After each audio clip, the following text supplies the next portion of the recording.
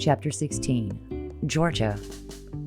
I checked my watch. It was nearly 7, which was when Seth had told me to come meet him at the restaurant. I still had no idea what we were going to be doing there. He hadn't told me what to expect when I arrived, and I didn't have a single guess as to what it might have been. He told me to trust him, and after everything that had gone down, I doubted he would have blamed me for having trouble putting my faith in anyone else, but if it was gonna be anyone, it would be him.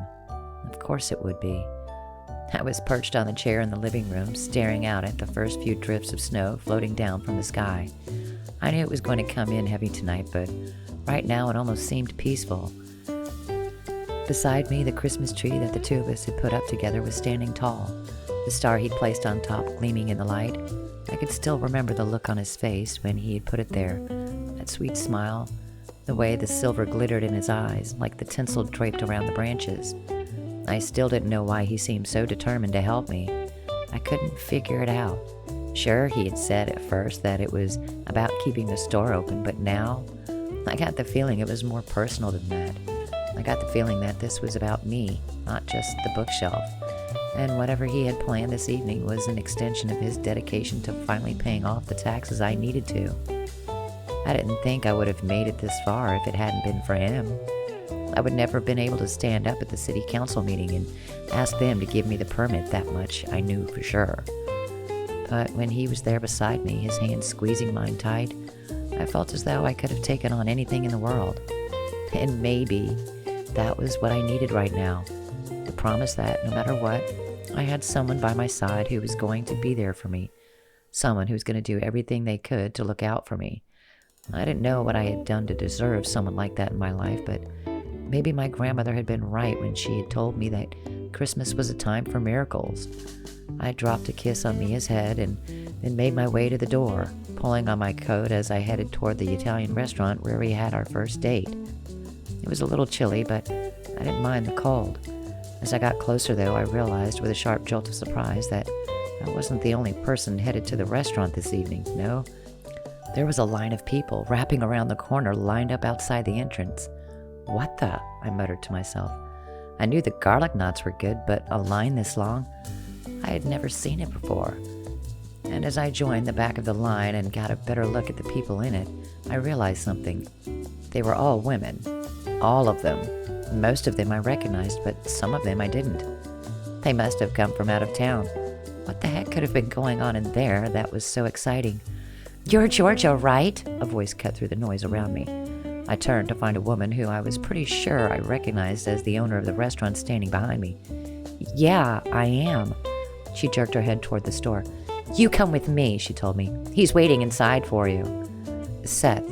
She had to be talking about Seth, didn't she? I just didn't understand why so many people would have been lining up outside the restaurant to what? Meet him? As far as I knew, he was just an event planner, and even though this town did tend to show a little too much interest when new people arrived, there was no way they would have gone to these lengths to meet him. But when I stepped into the restaurant, my jaw dropped. Seth was posing next to Allie, an older woman who was a regular visitor to the bookstore. She usually picked up a stack of romance novels, and though I didn't read them, I was glad for her custom.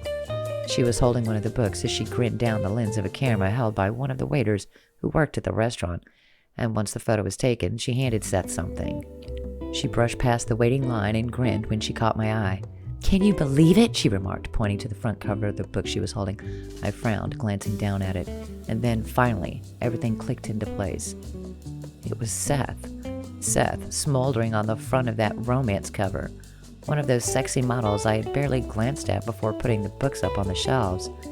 This is why he had been so reticent about talking about his past. This is what he had been doing. I couldn't believe it.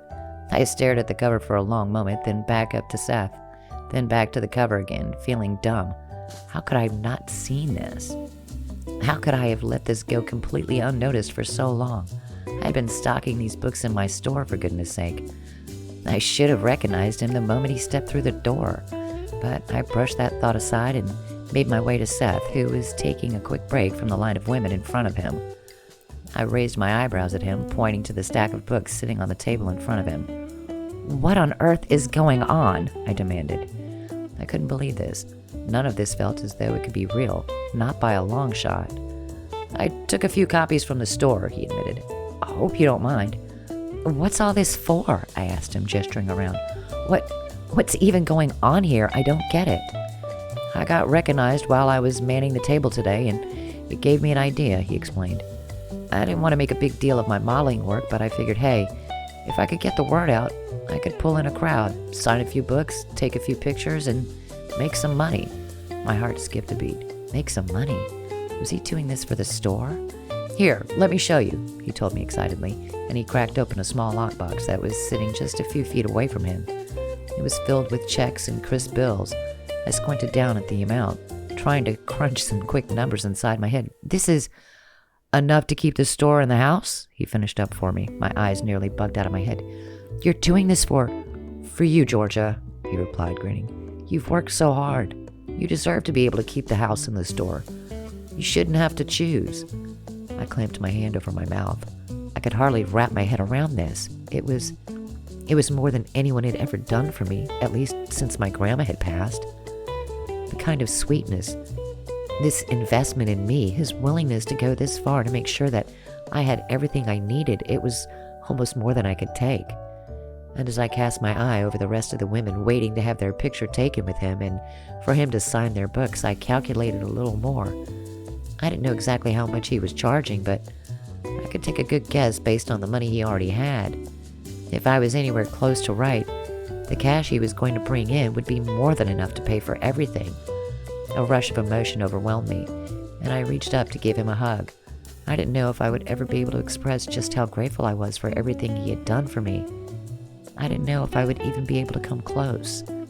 Thank you, I whispered to him. Thank you so much, Seth. I don't know what I would have done without you. I'm just glad I could help, he replied as he gave me a quick squeeze. And tomorrow, if the weather's not too bad, I told everyone to come by the book fair too. You did? I replied. He winked at me. It would be rude not to give them something else to look forward to, he remarked. I laughed. I had no idea what he had in mind, but I was more than happy to help out with it in any way I could. After what he had done for me, I was willing to do anything to show him how grateful I was. I was just so happy that he had found this way to keep the store alive, even in the face of everything Wharton was trying to do. Is there anything I can do to help? I asked him, and he shook his head. You just relax, he replied. I've got this, okay? Sure, I agreed, feeling a little giddy as I cast my eye over the queue, waiting impatiently for him to turn his attention back to them once more. I couldn't believe it. Seth?